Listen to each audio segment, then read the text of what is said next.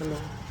तो अभी हम जो हमने कैटायन और एनायन पढ़ा था ना, तो अब उसके बारे में हम डिसाइड करेंगे कि फिल इन द ब्लैंक को फिल करेंगे। इसका मतलब होता है LHS, इसका मतलब होता है RHS।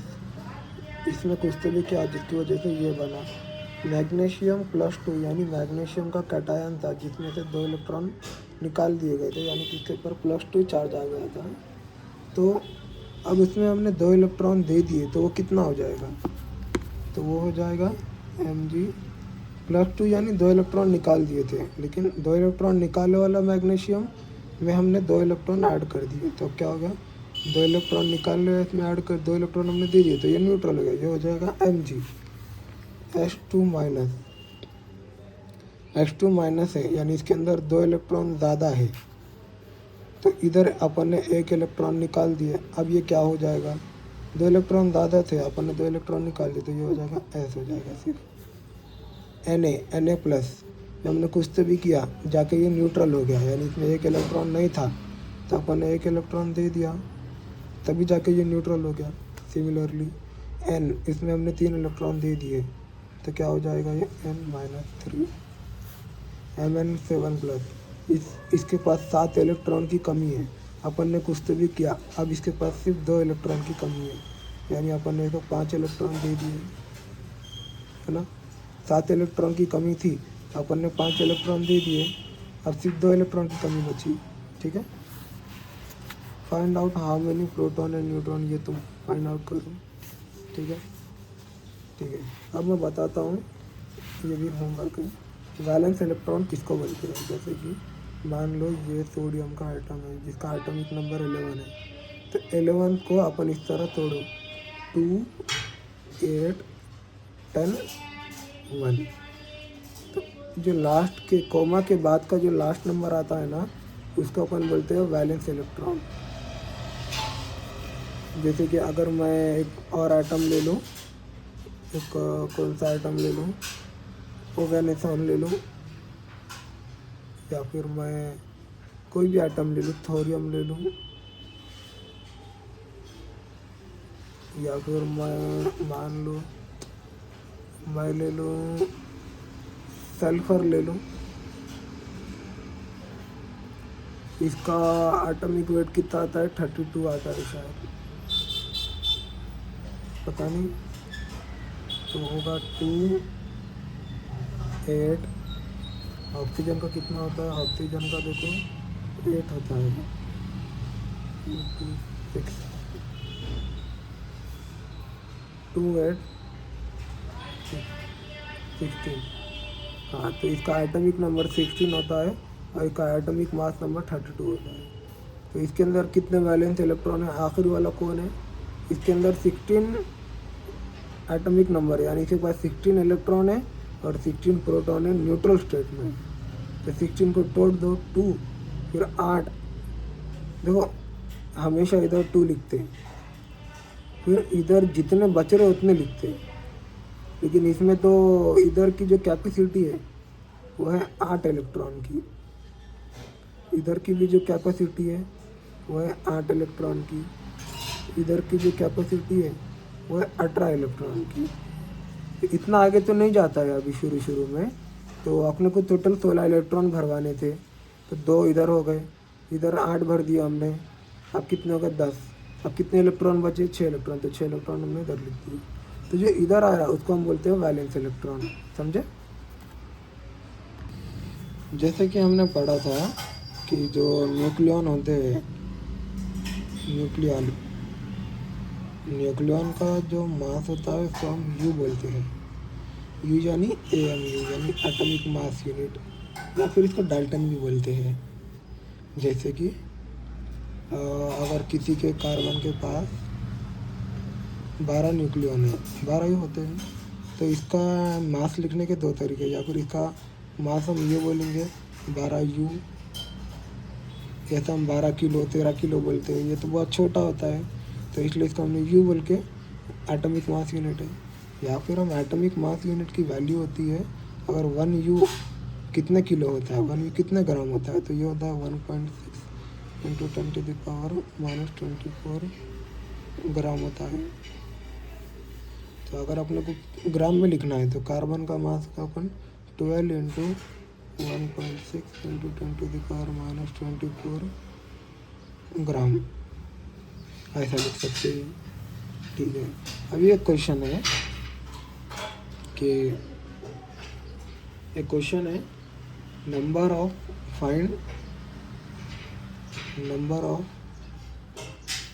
Na atoms present in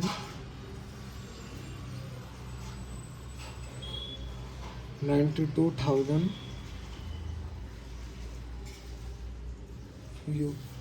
sample of sodium. ठीक है ना, तो एक सैंपल है, इसको अपन दो तरीके से करेंगे।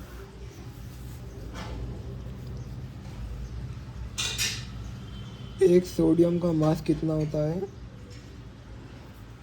इसके अंदर प्रोटॉन कितने होते हैं 11, न्यूट्रॉन कितने होते हैं 12, यानी एक का मास कितना होता है 23। क्यों?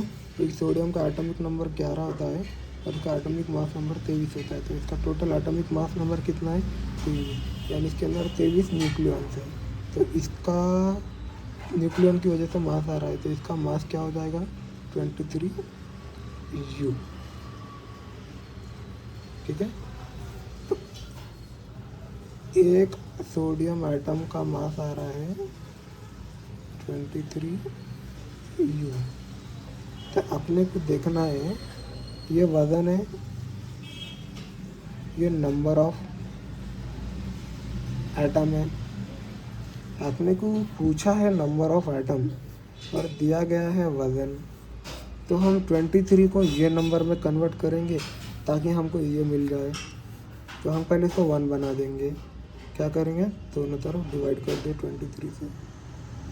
1/23 नंबर ऑफ सोडियम एटम कितने में 23/23 कितना हो जाएगा 1। आपने को इससे मल्टीप्लाई कर दो, 9 2 1 2 3 4 इंटू 1/23 इज इक्वल टू 9 2 4, यानी इतना वजन में इतने एटम्स हैं। अब सॉल्व करो इसको। मुझे तो नहीं आता है सॉल्व करना, ठीक है, करता हूँ ट्राई। 23 1 22 2 3 6 आता, 23 4 करके देखेंगे। 23 4 4 3 12 4 2 22, हाँ राइट। 23 बराबर 23 1 23 4 92।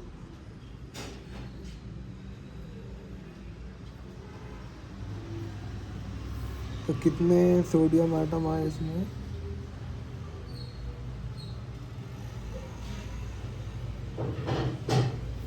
ठीक है। एक तरीका ये है, दूसरा तरीका एक फार्मूला है, total weight upon weight of या पर वेट पर, यानी टोटल वेट कितना है पर एटम का वेट कितना है 23। करो सॉल्व,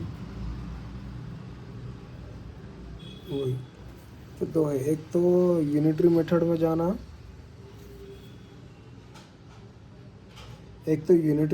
जाना, या फिर अगर नंबर ऑफ पूछा है तो टोटल अपन पर, यानी कि अगर एक लड़के का वज़न 50 किलो है और एक डब्बे में 1000 किलो बच्चे हैं, तो टोटल कितने बच्चे होंगे, तो टोटल वज़न अपन वज़न ऑफ एक बच्चा is equal to number of बच्चा, समझे।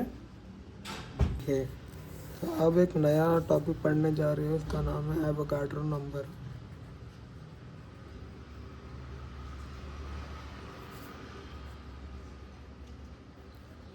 जैसे कि हमने सिखाया था कि मोल का मतलब क्या होता है।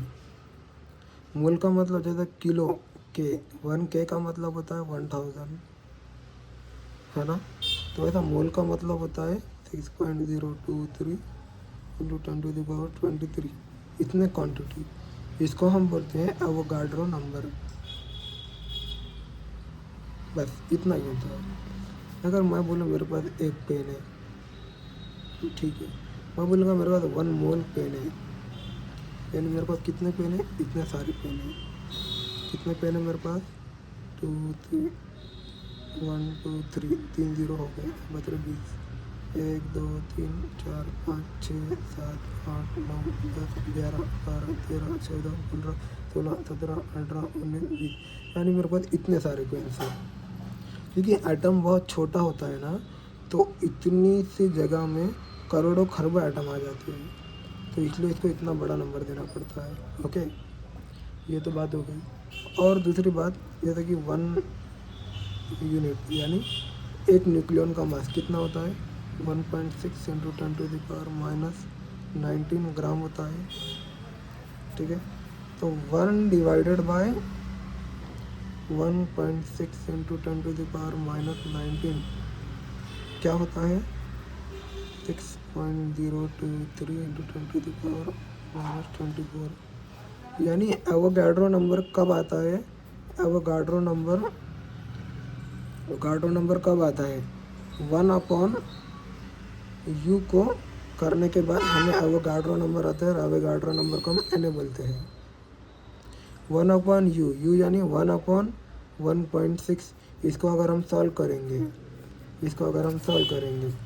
तो 1 divided by 1.6, 1 divided by 1.6, 1 divided by 1.6, इसका मैं क्या करता हूँ, नंबर हटा देता हूँ, इधर 10 कर देता हूँ, इधर 116 हो जाएगा। तो 10/16,